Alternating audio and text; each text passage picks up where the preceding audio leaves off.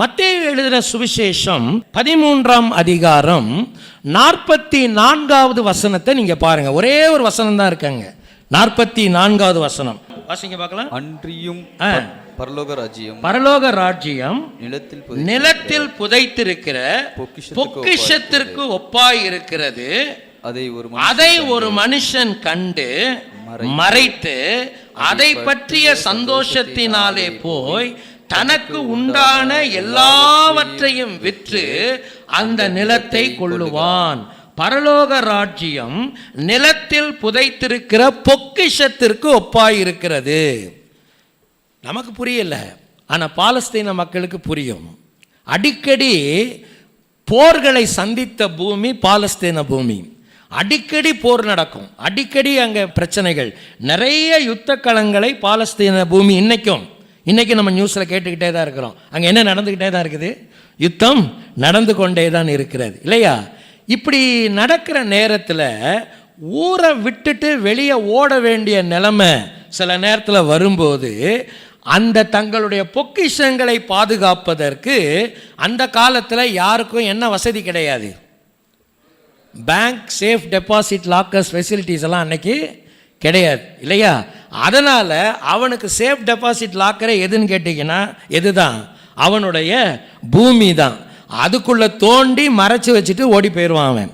அதுக்கப்புறம் என்னைக்காவது ஒரு நாளைக்கு திரும்பி வரும்போது அந்த இடத்த கண்டுபிடிச்சி அதில் இருக்கிற பொக்கிஷங்களை அவன் என்ன செய்வான்? எடுத்துக்கொள்வான், இல்லையா? இப்போ ஆண்டவர் என்ன சொல்கிறாரு? பரலோகம் பூமியிலே புதைக்கப்பட்ட ஒரு பொக்கிஷத்திற்கு ஒப்பாய் இருக்கிறது. பரலோக ராஜ்யம் அந்த இறையாட்சியினுடைய மதிப்பை உணர்கிறவர்கள். நீங்க நல்லா தெரிஞ்சுக்கோங்க, அப்ளிகேஷன் என்ன? இறையாட்சியினுடைய மதிப்பை உணர்கிறவர்கள், இல்லையா? அதுல பொக்கிஷம் இருக்குன்னு தெரிஞ்ச உடனே நீங்க அதுல வர்ற வார்த்தைகள் எல்லாம் நீங்க கவனிச்சீங்களா? என்ன வாசிக்கிறோம்? பொக்கிஷத்துக்கு ஒப்பாய் இருக்கிறது, அதை ஒரு மனுஷன் கண்டு. ரெண்டாவது என்னது? மறைத்து அதை பற்றிய சந்தோஷத்தினாலே தனக்கு உண்டான எல்லாவற்றையும் விற்று அந்த நிலத்தை என்ன செய்தான்? அவன் வாங்கினான், இல்லையா? இறையரசின் மக்கள் எப்படிப்பட்ட மக்களாக இருப்பார்கள்? இறை ஆட்சியின் மதிப்புணர்ந்தவர்களாக இருப்பார்கள். அதனுடைய விலை மதிப்பு என்னன்றது அவங்களுக்கு அது தெரியும். அதை மற்ற விஷயங்களை விட அவர்கள் மேன்மையானதாக நினைப்பார்கள். அதனால தான் ஆண்டவர் சொன்னார், முதலாவது தேவனுடைய ராஜ்யத்தையும் அவருடைய நீதியையும் தேடுங்கள். அதுக்கு மேலே ஆண்டவர் எதெல்லாம் சொல்கிறாரு? மத்தேயு 6ஆம் அதிகாரத்தில் சாப்பிட்றத பற்றி பேசுகிறாரு, உடுத்துறதை பற்றி பேசுகிறாரு, இல்லையா? பண தேவையை பற்றி பேசுகிறாரு. இதெல்லாம் பேசிட்டு தான் அவர் கீழே சொல்கிறாரு, முதலாவது தேவனுடைய ராஜ்யத்தையும் அவருடைய நீதியையும் தேடுங்கள், ஏனென்றால் அது விலை மதிப்பு மிக்கது. சரிங்களா? அது விலை மதிக்க முடியாத அளவுக்கு உயர்ந்தது. இப்போ நமக்கு வருகிற பாடம் என்ன? எப்போவுமே நீங்கள் ஒரு ஓமையை படிக்கும்போது பைபிளில் how to interpret the parable, ஒரு பேரபிள் அப்படின்னு ஒன்று எடுத்துக்கிட்டிங்கன்னா அதை நீங்கள் எப்படி வியாக்கியானம் பண்ணணுன்றதுக்கு ஒரு சட்டம் இருக்கிறது. சரிங்களா? ஒருத்தர் எருசலேம்லேருந்து எங்கே போனார்? எரிகோ போனார். போகிற வழியில் கல்லர்கள் அவரை தாக்கிட்டாங்க, எல்லாத்தையும் பிடிக்கிட்டு போயிட்டாங்க. அப்புறம் அவரை கொண்டு போய் சமாரியன் எங்கே சேர்த்தாரு? சத்திரத்தில் சேர்த்தாரு. அப்படிலாம் சொல்லும்போது நான் இதுக்கு பெரிய விளக்கம்லாம் கேட்டிருக்கிறேன். எருசலேம் என்பது பரிசுத்த ஸ்தலம், எரிகோ என்பது பாவம். விசுவாசி எங்கேருந்து எதுக்கு போயிடக்கூடாது? பரிசுத்தத்திலிருந்து பாவத்துக்கு போயிடக்கூடாது. பாரம்பரிய சபைகள் தான் ஆசாரியன், லேவியன், அவங்கெல்லாம் உங்களை கண்டுக்க மாட்டாங்க. நாங்கள் தான் நல்ல சமாரியன், நாங்கள் தான் உங்களை பாதுகாப்போம். திராட்சரசம் இயேசுவின் ரத்தம், எண்ணெய் பரிசுத்த ஆவி, சத்திரம் சபை. சரிங்களா? அந்த சபையில் கொண்டு போய் அவர் சேர்த்துட்டு போனார். அவர் எத்தனை காசு கொடுத்துட்டு போனார்? 2 காசு கொடுத்துட்டு போனார். அந்த 2 காசு என்னென்னா, ஒன்று பழைய ஏற்பாடு, இன்னொன்று புதிய ஏற்பாடு. அவர் திரும்பி வரும்போது என்ன சொல்லி போயிருக்காரு? இப்படியெல்லாம் பேசினோம்னா கேட்குறதுக்கு ரொம்ப நல்லா இருக்கும், இல்லையா? ஆனால் ஒரு கேள்வி வந்துடுது, இல்லையா? சரி, போகும்போது 2 ஏற்பாடை கொடுத்துட்டு போயிட்டாருன்னு சொல்லிட்டீங்க, திரும்பி வரும்போது கொடுப்பாரு, அது எந்த ஏற்பாடு? காசு அதிகமாக செலவாச்சுன்னா நான் திரும்பி தரேன்னு சொல்கிறாருல்ல, அது என்ன ஏற்பாடு? அப்புறம் உதைக்குது இல்லை இன்டர்பிரிட்டேஷன். அப்போது ஒரு உவமைக்கு நீங்கள் எவ்வளோ தான் எடுக்கணும், எவ்வளோ அர்த்தம் தான் எடுக்கணும்? You must take one lesson. Parabole, that is the Greek word. Parabole, keeping aside, அருகாமையில் வைப்பது அப்படின்றது அந்த வேர்டுக்கு அர்த்தம். ஒரு விஷயத்தை விளங்கி கொள்வதற்கு இன்னொரு விஷயத்தை பக்கத்தில் வைக்கிறது. இன்னொரு விஷயத்தில் பக்கத்தில் வைக்கும்போது நீங்கள் நிறைய விஷயத்தை பக்கத்தில் வச்சுட்டிங்கன்னா ஓவராக கல்யாண அரங்கத்தை ஜோடியானம் பண்ணி கடைசியில் பொண்ணு மாப்பிள்ளை எங்கே இருக்காங்கன்னே தெரியாமல் போகிற கதைக்கு ஆகி போயிடுவது. சரிங்களா? உங்கள் வாழ்க்கையை நீங்கள் கவனமாக வைக்கணும். ஸோ ஒன்லி ஒன் திங், என்னது? விலை மதிப்புள்ளது. அதுதான் அதனுடைய ஒன்லி லெசன். என்னன்னா, இறையாட்சி என்பது ரொம்ப விலை உயர்ந்தது. சரிங்களா? விலை உயர்ந்தது. இந்த விலை உயர்ந்த ஒன்றுக்கு அவர் என்ன செய்தார்? இறையாட்சியின் மக்கள் என்ன செய்வார்கள்? ஒன்று, விலை மதிப்பு மிக்க ஒன்றை அவன் கண்டுபிடித்தான். நல்லா கவனிங்க. விலை மதிப்பு மிக்க ஒன்றை அவன் என்ன செய்தான்? பூமிக்கு அடியில், இந்த பூமிக்கு அடியில் பொக்கிஷம் இருக்கிறது என்பதை அந்த நபர் என்ன செய்தார்? முதல்ல கண்டுபிடித்தார். இல்லையா? விலை மதிப்பை கண்டுபிடிக்கிறவர்கள் அல்லது உணர்கிறவர்கள்.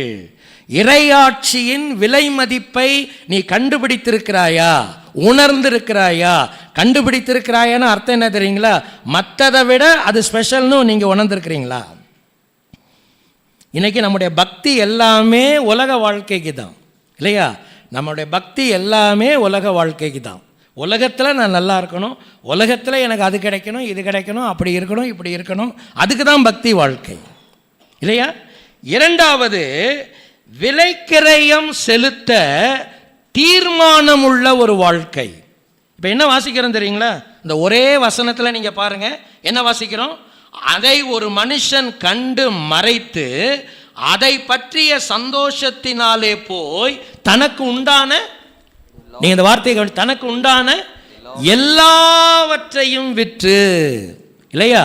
இப்போ ஒரு தீர்மானத்துக்கு வந்துட்டான், என் வாழ்க்கையில் எனக்கு இருக்கிற எல்லாத்த விட ரொம்ப முக்கியம் எது மட்டும்தான்? சொல்லுங்க. இந்த நிலத்தில் இருக்கிற பொக்கிஷம். இந்த பொக்கிஷம் எனக்கு வேணும்னா நான் அதை திருடிட்டு போக முடியாது. அந்த நிலத்தையே தான் என்ன செய்யணும்? நான் வாங்கணும். இல்லையா? அப்படி என்றால் இறையாட்சியின் விலை மதிப்பு உணர்ந்தவர்கள் என்ன செய்வார்கள்? விலை மதிப்பை அவர்கள் கண்டுபிடித்தவர்களாக இருப்பார்கள். விலைக்கிரயம் செலுத்த தீர்மானம் உள்ளவர்களாக இருப்பார்கள். எல்லாத்தையும் கொடுத்தாவது இதை நான் பிடிச்சுக்கணும் அப்படிங்கிற எண்ணத்தோடு இருப்பாங்க. நம்ம எப்படி இருக்கிறோம்? நம்முடைய நிலைமை என்னன்னா, எல்லாத்தையும் பிடிச்சிக்கிட்டு எதை விட்டுட்டா பரவாயில்ல, பொக்கிஷத்தை விட்டுட்டா பரவாயில்ல, மற்றதெல்லாம் எனக்கு வேணும், அதை விட்டுறக்கூடாது. இல்லையா? மூன்றாவது, அந்த விலைக்கிரயத்தின் உச்சத்தையும் செலுத்த சந்தோஷமாக இருந்தவன். என்ன பண்ணுறது, வேற வழி இல்லை அப்படின்னு கட்டாயமாக இல்லை. நீங்கள் பைபிளில் வாசிக்கிறீங்க ஒரே ஒரு வார்த்தை, என்ன வார்த்தை? சந்தோஷமாய். அதுக்கு எவ்வளவு உச்சமான விலைக்கிரயத்தை கொடுக்க வேண்டி இருந்தாலும், தனக்குண்டான எல்லாவற்றையும் விற்க வேண்டிய சூழ்நிலை வந்தாலும் அவன் அதற்கு ஆயத்தமாக இருந்தான். இறையரசின் குடிமக்கள் இறையரசின் மதிப்புணர்ந்தவர்களாக இருப்பார்கள். நம்ம தேவனுடைய மக்களாக உலகத்தில் வாழும்போது, இந்த உலகத்தில் இறையாட்சி என் வாழ்க்கையில் இருக்கிறது என்றால் அதற்கான விலை மதிப்பை நான் உணர்ந்திருக்க வேண்டும். அதை நான் உணர்ந்திருக்கிறவனாக அதற்காக செலுத்த வேண்டிய விலைக்கிரயத்தை செலுத்த தீர்மானம் உள்ளவர்களாக, அதனுடைய உச்சத்தையும் செலுத்த மனமகிழ்ச்சியோடு இருக்கிறவர்களாக நாம் இருக்க வேண்டும். கட்டாயத்துக்காக அல்ல, கடமையோடு அல்ல, ஐயோ அப்படின்னு கிடையாது. மனமகிழ்ச்சியான ஒரு விலைக்கிரயத்தை செலுத்துவதற்கு நாம் ஆயத்தமாக இருக்க வேண்டும். முதலாவது, இறையரசின் மக்கள் என்ன அடையாளத்தோடு இருப்பார்கள்? இறை வார்த்தையுடன் நேர்மையான உறவுகளோடு இருப்பார்கள். இரண்டாவது எப்படி இருப்பாங்க? இறை வாழ்வின் பற்றுறுதிக்கு எப்படி இருப்பார்கள்? அவர்கள் கவனமாக இருப்பார்கள். மூன்றாவது, இறை ஆட்சியின் என்ன உணர்ந்தவங்களா இருப்பாங்க? மதிப்புணர்ந்தவர்களாக இருப்பார்கள். சரிங்களா? இன்னும் ஒன்று, கடைசியான ஒன்று சொல்லி முடிச்சிடுறேன். மத்தேயு எழுதின சுவிசேஷம் 19ஆம் அதிகாரத்துக்கு நம்ம வருவோம். மத்தேயு எழுதின சுவிசேஷம் 19ஆம் அதிகாரம் 16வது வசனத்திலிருந்து 26வது வசனம் வரைக்கும் உள்ள வேத பகுதிக்கு நம்முடைய கவனத்தை நாம் கொண்டு வருவோம். மத்தேயு 19ஆம் அதிகாரம் 16 26 வசனம் வரைக்கும் உள்ள வேத பகுதி. இதே வேத பகுதியை மார்க் எழுதின நற்செய்தி நூல் 10ஆம் அதிகாரம் 16 27 வரைக்கும், லூக்கா எழுதின நற்செய்தி நூல் 18ஆம் அதிகாரம் 18 30 வரைக்கும் நீங்கள் படிக்கலாம். குறிச்சுக்கிறீங்களா? சினாப்டிக் காஸ்பல்ஸில் அடுத்த பகுதிகள் என்ன செய்யணும், நம்ம படிக்கணும். சரிங்களா? இப்போ என்ன வாசிக்கிறோம்? ஒருவன் வந்து இயேசுவினிடத்தில் வந்து, போதகரே, நித்திய ஜீவனை அடைவதற்கு நான் என்ன நன்மை செய்ய வேண்டும்? சரி, ஒருத்தர் வந்து கேட்குறாரு. ரொம்ப நல்ல மனுஷன்தான், ஆண்டவரே சொல்கிறார். ஆண்டவர் அவனுடைய பக்தியை எந்த குறையும் சொல்லலை. அவன் சொல்கிற ஸ்டேட்மெண்ட்டெல்லாம் ஆண்டவர் ஏற்றுக்கிட்டாரு. உண்மையிலே கடவுளை நேசித்தவன், கடவுளுடைய வார்த்தையை நேசித்தவன், கடவுளுக்கான வாழ்க்கையை நேசித்தவன், நமக்கு எல்லாம் தெரியுது. ஆனால் அவனை பற்றிய விவரங்கள் என்ன? அவன் யார் என்று வேதம் சொல்லுகிறது. 20வது வசனத்தில் நீங்கள் வாசிக்கிறீங்க, அவர் யார்? ஒரு வாலிபன். முதல் தகவல் என்ன? என்ன வயசு நமக்கு தெரியாது. டீனேஜில் இருந்தாரா, தாண்டி இருந்தாரா, நமக்கு தெரியாது. நம்ம இந்திய சூழ்நிலையில் வாலிபர்கள் யார்? கல்யாணம் ஆகாமல் இருக்கிற வரைக்கும் அவர் யாராக தான் இருப்பார்? வாலிபனாக தான் இருப்பார். போன வாரம் வரைக்கும் யூத் ஃபெலோஷிப்பில் அந்த பொண்ணு உட்காந்துருந்துருப்பா. அடுத்த வாரம் யூத் ஃபெலோஷிப்லேருந்து விரட்டி விட்ருவாங்க அந்த பிள்ளைய. ஏன் தெரியுமா?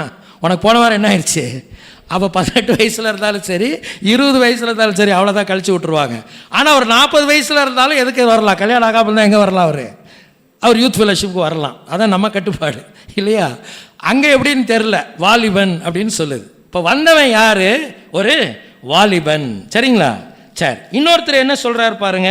லூக்கா எழுதின சுவிசேஷம் 18ஆம் அதிகாரம் 18வது வசனத்தை கொஞ்சம் வாசிங்க பார்க்கலாம். அப்பொழுது தலைவன் ஒருவன் அவரிடத்தில் வந்து, இங்க என்ன வார்த்தை வருது? தலைவன் என்னது? ரூலர். ஒரு சில மொழிபெயர்ப்புகள் ஜீவிஷ் ரூலர் அப்படின்னு சொல்லுது. அவர் அந்த அந்த பகுதியில் ஏதோ அவர் கொஞ்சம் மரியாதையோடு இருந்திருப்பார் நினைக்கிறேன். ரூலர்னால் அவர் ஆட்சியில் இருந்தார் நினைக்காதீங்க. அவருக்கு ஏதோ கொஞ்சம் மரியாதை இருந்திருக்கு, அவர் கொஞ்சம் அதிகாரத்தில் இருந்திருக்கார். ரைட்? அவர் ஒரு வாலிபர், அவர் ஒரு தலைவன். அடுத்தவர் யார்? 3 வேத பகுதிகளும் சொல்லுகிறது அவர் யார்?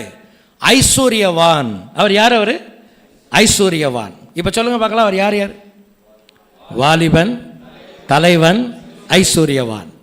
இயேசுவின் இடத்துல சொல்றார் வந்து, நல்ல போதகரே, நித்திய ஜீவனை சுதந்தரித்து கொள்வதற்கு நான் என்ன செய்ய வேண்டும்? அப்படின்னா ஒரு நாள் பரலோகம் போகிறதுக்கு நான் என்ன செய்யணும்? ஆண்டவர் கற்பனைகளை சொல்கிறாரு. அவர் சொல்கிறார், இந்த கற்பனைகளை எல்லாம் நான் சின்ன வயசுலேருந்து நான் வச்சிருக்கிறேன்னு சொல்கிறாரு. அப்போ ஆண்டவர் ஒரு கட்டளை கொடுக்குறாரு. ஆனால் அவரால் அதை ஏற்றுக்க முடியாமல் அவர் ரொம்ப துக்கத்தோடு போயிட்டார். ஆண்டவர் சொல்கிறாரு, ஐஸ்வர்யவான்கள் தேவனுடைய ராஜ்யத்தில் நுழைவது கடினமானது.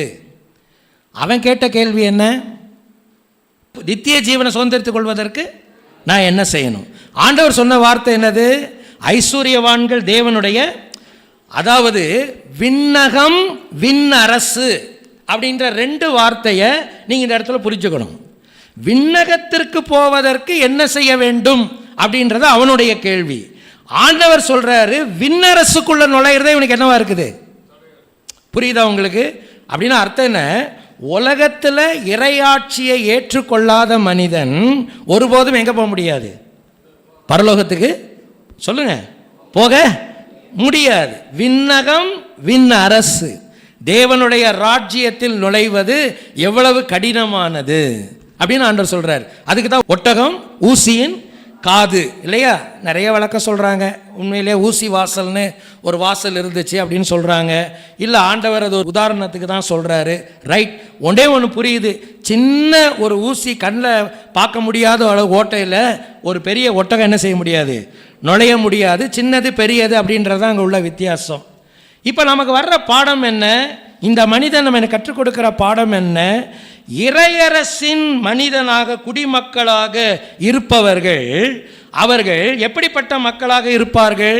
இவனுடைய வாழ்க்கை வைத்து பார்க்கும்போது பூரண ஸ்லாக்கியத்திற்கு முன்னேறுகிறவர்களாக இருப்பார்கள்.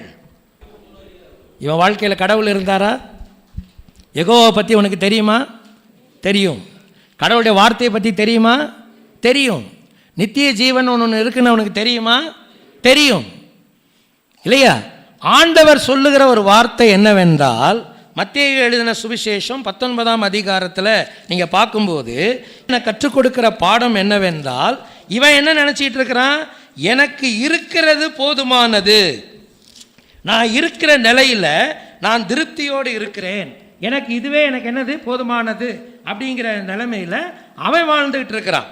ஆனால் ஆண்டவர் பூரண ஸ்லாக்கியத்திற்கு முன்னேறும் மக்களாக நாம் இருக்க வேண்டும் என்பதை சொல்றார். இருக்கிறதுல திருப்தி அடைஞ்சிடக்கூடாது. அதுக்கு ஆண்டவர் சொல்ற காரணத்தை பார்க்கலாமா? 19ஆம் அதிகாரம் 21வது வசனத்தை நீங்க பாருங்க.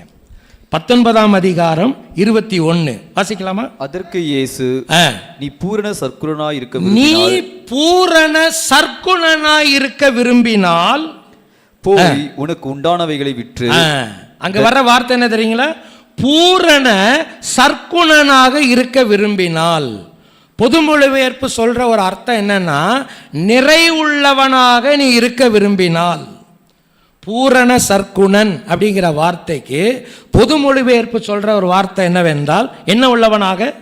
நிறைவுள்ளவனாக இருக்க விரும்பினால். அப்படின்னா விரும்புற, ரைட் இல்லையா? விசுவாசிக்கு என்ன இருக்கணும்? இறை மக்கள் எதை நோக்கி பயணிக்க வேண்டும்?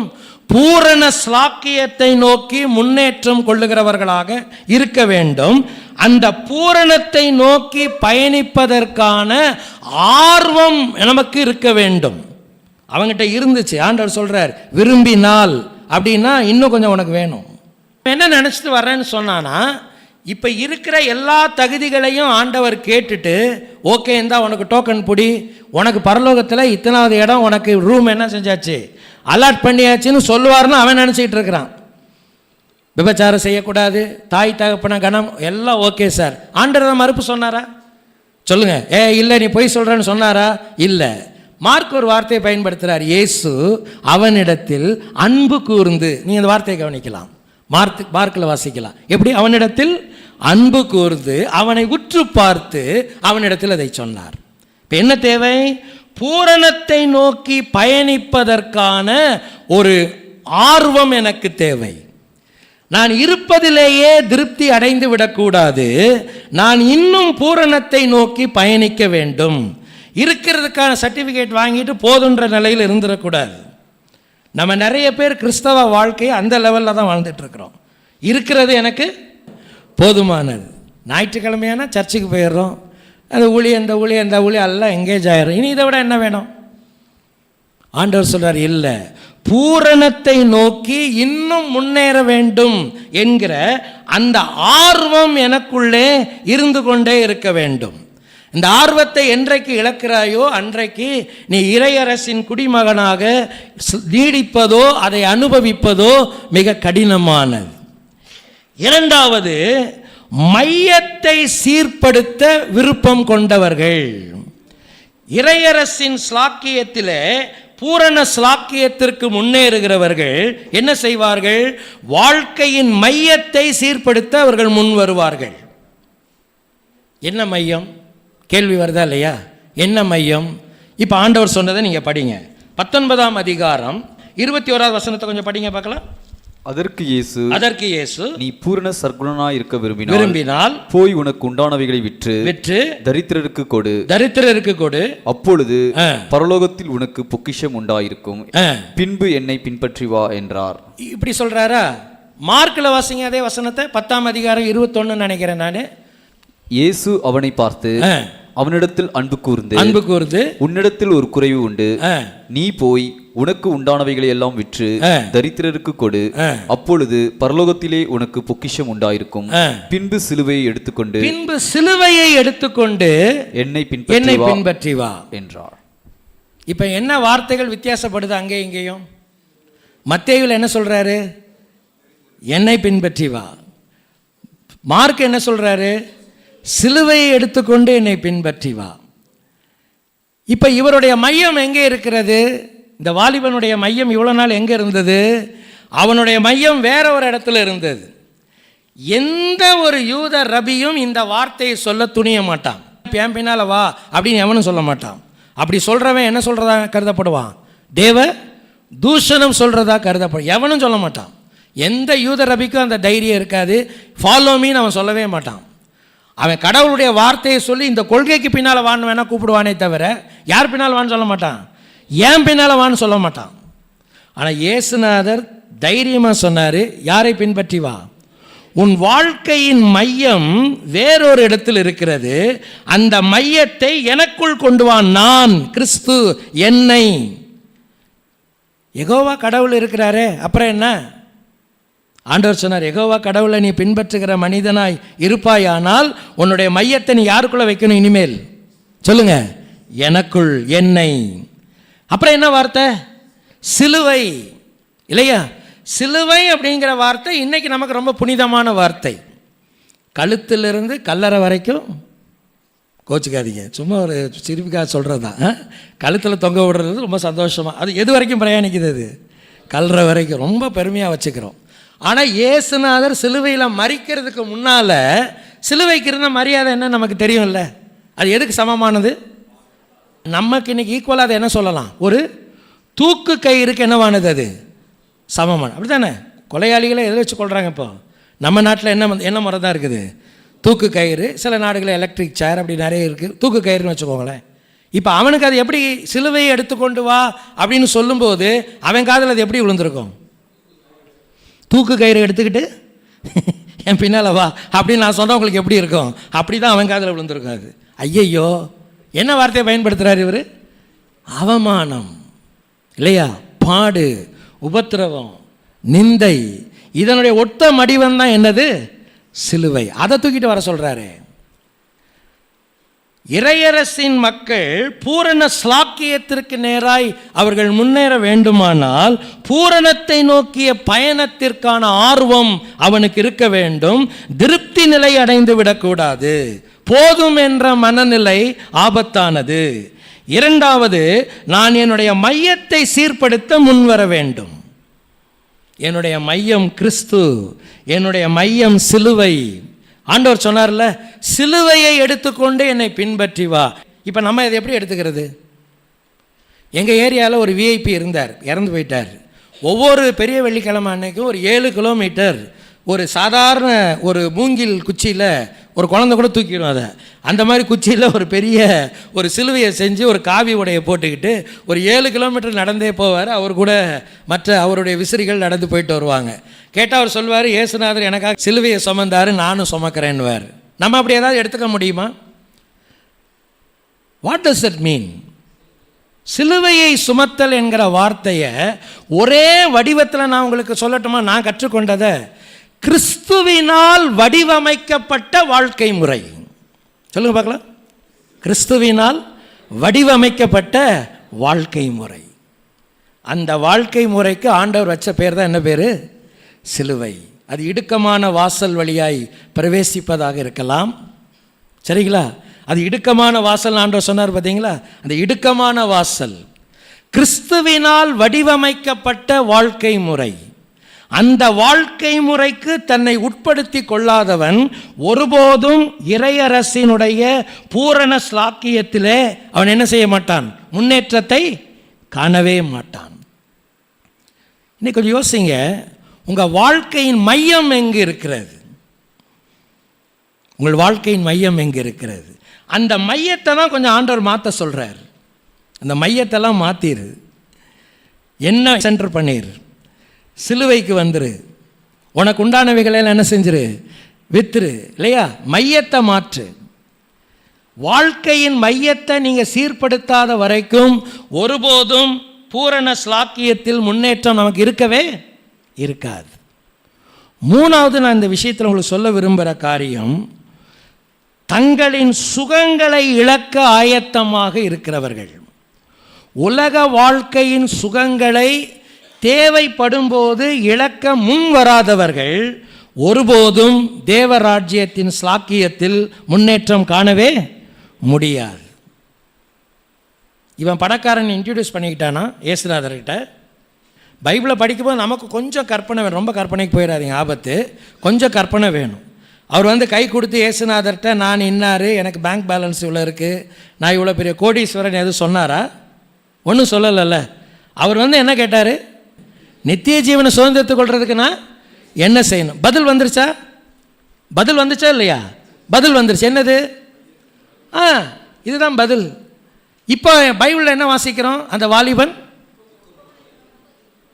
நீங்கள் 3 பகுதியிலும் வாசித்து பாருங்க. மார்க் சொல்வார் மனம் அடிந்து. மார்க் சொல்கிற வார்த்தை என்னது? இந்த மனம் அடிந்துன்ற வார்த்தைக்கு கிரீக் வேர்டோட பிக்சர் என்ன தெரியுங்களா? பின்னால் that word has a picture. என்ன தெரியுங்களா? ஒரு பெரிய மழை வருவதற்கு முன்பு வானம் மேகங்களினால் கருத்திருப்பதை போல. அதான் அதுக்கு அர்த்தம். நம் மனம் அடிந்துன்ற வார்த்தைக்கு அர்த்தம் என்னன்னா, பெரிய மழை வர்றதுக்கு முன்னால் வானம் என்ன செய்யுது? அப்படியே கருத்து போகுது. பார்த்தீங்களா? அந்த மாதிரி ஆயிடுச்சான் மூஞ்சி. பதில் சொன்னாரா? இவ்வளோ நேரம் பேசினார்ல அவர். இப்போ அவர் என்ன செய்யல? அவர் பேசவே இல்லை, அமைதியாக போயிட்டார். இப்போ என்ன அர்த்தம்? அவருடைய பதில் என்ன? ஆனாப்பட்ட பரலோகமே எனக்கு இல்லைனாலும் பரவாயில்ல. அப்படிதானே? சொல்லுங்க. நமக்கு ஏதோ பாதிப்பு இருக்குதுன்னு நினைக்கிறேன் நான். நீங்கள் அதான் பேச மாட்டேங்கிறீங்க. ஆனாப்பட்ட பரலோகமே எனக்கு இல்லைனாலும் பரவாயில்லப்பா, ஆனால் இதெல்லாம் என்னால் என்ன செய்ய முடியாது இல்லையா? இழப்பதற்கு முன்வராதவன் ஒருபோதும் இறையரசின் பூரண ஸ்லாக்கியத்திற்குள் என்ன செய்ய மாட்டான்? முன்னேற மாட்டான். ஆண்டோட சொல்லுவோமா? ஆண்டவரே, என்னுடைய வாழ்க்கையை நான் நம்முடைய கரத்திலே வைக்கிறேன். இறையரசின் குடிமக்களாக நம்மை நிலைநிறுத்தி கொள்வதற்கு என்னுடைய அடையாளங்கள் எப்படி இருக்க வேண்டும்? 4 அடையாளம் சொன்னல, அதை மட்டும் நம்ம ரிவ்யூ பண்ணிடுவோமா? 1, இறை வார்த்தையுடன் நேர்மையான உறவு கொண்டவர்கள், இறைவாழ்வின் பற்றுறுதிக்கு கவனமாயிருப்பவர்கள், இறையாட்சியின் மதிப்புணர்ந்தவர்கள், அதுக்கப்புறம் இறை மக்களின் பூரண ஸ்லாக்கியத்திற்கு என்ன செய்கிறவர்கள்? முன்னேற்றம் அடைய முன் வருகிறவர்கள். ஆண்டவருடைய பிரசன்னத்தில் நம்மை விட்டு கொடுப்போம். ஆண்டவருடைய வார்த்தை நம்மை சரி செய்யட்டும். ஒரு அமைதலான இடத்துல, ரம்மியமான இடத்துல ஆண்டவர் நம்மளை கொண்டு வந்து வச்சு நம்மளோட பேசியிருக்கார் இல்லையா? மனம் தாழ்த்தி ஆண்டவர்கிட்ட ஒப்பு கொடுப்போமா? தலைகளை தாழ்த்துவோம். நேசிக்கிற நல்ல ஆண்டவரே, மறுபடியுமா உம்முடைய வார்த்தைக்காக உமக்கு ஸ்தோத்திரம். உம்முடைய வார்த்தைக்கு முன்பாக நாங்கள் தலைவணங்கி நிற்கிறோம்.